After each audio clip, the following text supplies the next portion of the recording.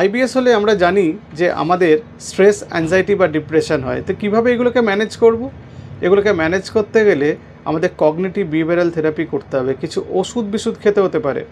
সেটা এসএসআরআই গ্রুপের ওষুধ বা ট্রাইসাইক্লিক অ্যান্টি ডিপ্রেসেন্ট গ্রুপের ওষুধ, বিভিন্ন রকমের ওষুধ আছে। সেই ওষুধ খেতে হতে পারে। আমাদের ইয়োগা করতে হতে পারে, আমাদের মেডিটেশন করতে হতে পারে, আমাদের মাইন্ডফুলনেস করতে হতে পারে, আমাদের ডিপ ব্রিদিং এক্সারসাইজ করতে হতে পারে। আমাদের আইবিএসটাকে নিয়েই চলতে হবে। আমরা জানি আইবিএস সেরে যায় না।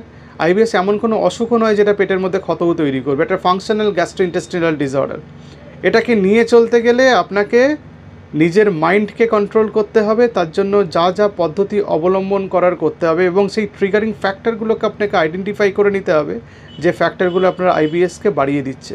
কিছু কিছু খাবার আছে সেগুলো ট্রিগারিং ফ্যাক্টর হিসেবে কাজ করে, সেগুলোকে আইডেন্টিফাই করে আপনাকে জীবন থেকে বাদ দিতে হবে এবং বাকি খাবারগুলোকে এনজয় করতে হবে, জীবনটাকে উপভোগ করতে হবে।